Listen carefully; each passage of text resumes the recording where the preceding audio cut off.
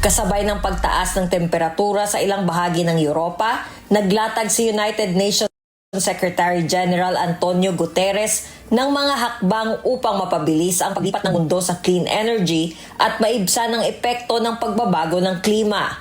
Sa talumpati nito sa London Climate Action Week, binigyang diin ni Guterres na nararanasan na ng mundo ang mga epekto ng lumalalang krisis sa klima.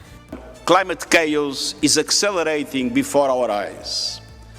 We have just lived through the 11 hottest years ever recorded. And today, this city and far beyond are experiencing the hottest day of the year with higher temperatures to come. Ayon kay Guterres, magkaugnay ang mga nararanasang krisis sa enerhiya at pagbabago ng klima dahil pareho umano itong nag-uugat sa patuloy na pag-asa ng mundo sa mga fossil fuel tulad ng langis, natural gas at coal. Sinabi nito na ang mga kaguluhan sa Middle East at ang mga pagkagambala sa supply ng enerhiya ay nagpapakita ng panganib ng labis na pagdepende sa mga pinagmumulan ng enerhiyang nakakapagdulot din ng pag-init ng mundo.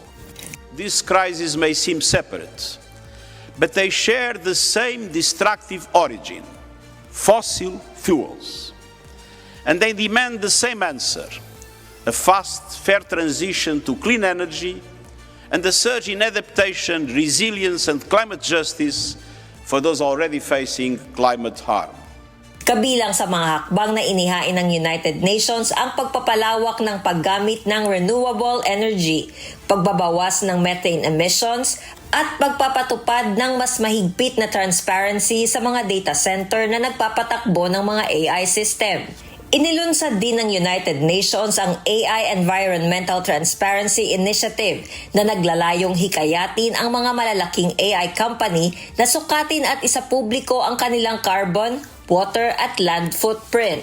Ayon sa pag-aaral ng United Nations, ang mga data center ay kumukonsumo noong nakaraang taon ng mas maraming kuryente kaysa halos lahat ng mga bansa sa mundo.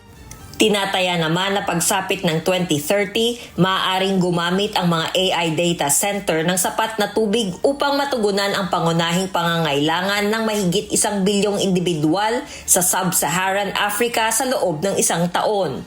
Dahil dito, hinamon ni Guterres ang mga kumpanya sa larangan ng artificial intelligence na maging bukas sa publiko tungkol sa tunay na epekto ng kanilang teknolohiya sa kalikasan.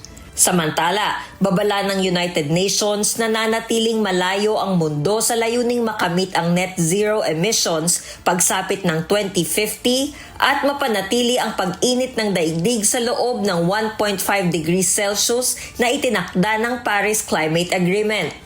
Sa kasalukuyan, patuloy na nakararanas ng matinding init ang ilang bahagi ng Europa kung saan nakapagtala ng mga record-breaking temperature ang France at iba pang mga bansa. Jihan Tamasunas, humahataw sa balita ngayon.